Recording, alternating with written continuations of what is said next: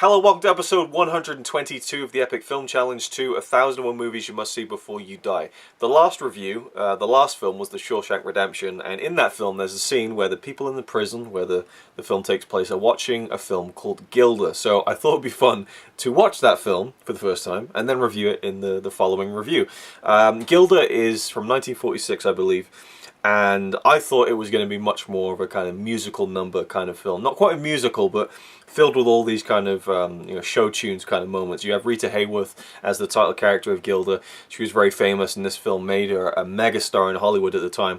And, you know, I see images from the film, and it's always her striking this pose, and it seems very Jessica Rabbit-esque, and also, to me, I was imagining a film with a lot more glitz and glamour. Now, it has glitz and glamour, but it's a dark, kind of brooding glitz and glamour, which I really enjoyed. This is straight up film noir. It's a great story, first and foremost, and it has three really compelling main characters. We start the film off with a guy called Johnny Farrell, who's an American gambler who is currently in Argentina, and the whole film takes place in Argentina. And he swindles some guys out of some money, and they want to kind of pay him back for it, and his life gets saved by this mysterious man in black called Munson.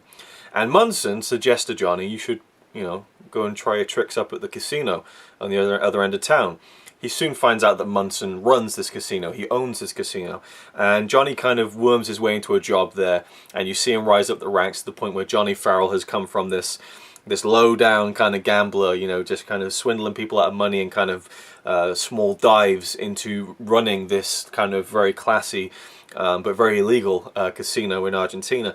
And most of the film takes place in this casino, and it has a real Casablanca feeling. It's like not quite a border town, but it's one of those places and locations in a film where all the people there are just these exotic characters and interesting people, and they're all running away from something, or they're all trying to go somewhere else, and so there's always an interesting kind of revolving door of characters that pass through the place.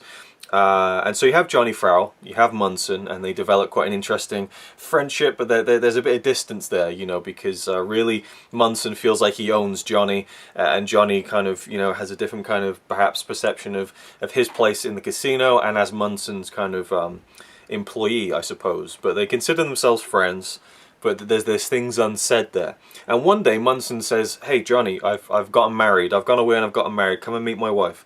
So he goes to meet Munson's new wife, and it's Gilda, and it's one of the great kind of movie entrances where she swings her head up and appears from the bottom of the frame.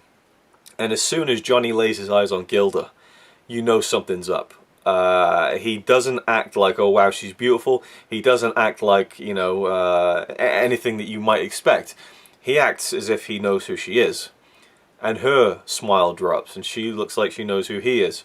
And so you have these two Americans in Argentina, and they may have a history. They may have a previous association, Johnny and Gilda. And that's what the film's about. It's this kind of love triangle. It's this power triangle. You have Munson, who owns pretty much the whole town. You know, he runs the casino. It's a front for other things that he's doing. He doesn't let Johnny in on all of it, and Johnny and Gilda have this kind of backstory that gets explored very slowly throughout the film. And I love these three characters because there's so much tension between all three of them, and there's so much left unsaid between all three of them. And they're saying things, and the dialogue is so clever and witty and kind of punchy and sarcastic. And Rita Hayworth is phenomenal in this. I mean, she just plays it perfectly. And to kind of lift exactly what Martin Scorsese said in the featurette on the Blu-ray about her character, Gilda, a lot of the things that happen to her in the film, she deserves. You know, she knows what she's doing. She uses her beauty. She uses how men perceive her to her advantage. But at the same time, you still empathize for her, and so she, you know, she is both innocent and guilty at the same time, which is what makes her such an interesting character to watch. And Rita Hayworth just oozes charisma on the screen. I just think that she was phenomenal in the film. I think that I forget the guy's name, and the guy who played Johnny Farrell was great too. I really enjoyed him. But Rita Hayworth steals the show. I mean, the film is titled her character's name. And while Johnny Farrell is kind of the main character, she is kind of the focal point. Everything revolves around Gilda. And I just loved how it worked. I loved the Munson character as well. He was the guy who played him was brilliant. George Macready, I want to say, was the actor who played him. There's a guy who works in a casino, who's a very good minor kind of side character who has some memorable moments throughout the film. And I just love the way it looked, the black and white cinematography, and the dance numbers were really good too, especially the one towards the end. But really, this is just a film that is about these great characters, and the 2-hour running time just flies along. It's really entertaining. And yeah, the dialogue, the characters, the performances, it all just gels together. I can see why it's an esteemed film. It really wasn't the again, show tunes kind of musical I was expecting. It was a lot more sensual than that. It was a lot more dark than that. There's some really kind of intense moments, I think, and also for its time, they really kind of pushed the boundaries a little bit in terms of sexuality. You know, Rita Hayworth's character Gilda, she uses her beauty and her sex appeal to her advantage in the film, and there's these moments where, you know, and the dress that she wears at the end is this famous dress, and you know, certainly shows off her figure a lot, and is one of those things that you didn't see as much of in the 40s, at least to my knowledge. One thing I couldn't help but think when watching this was that, wait, in The Shawshank Redemption, the movie they chose to show the prisoners every week was Gilda. Like, these men who have no contact with women anymore, sitting down to watch a film like Gilda. I mean, again, I'm not saying it's pornography or anything, but there's some very sexually suggestive moments in there where she'll say to a character like, you know, we're alone in the house, you know, that these guys would be going mental, they'd be going crazy.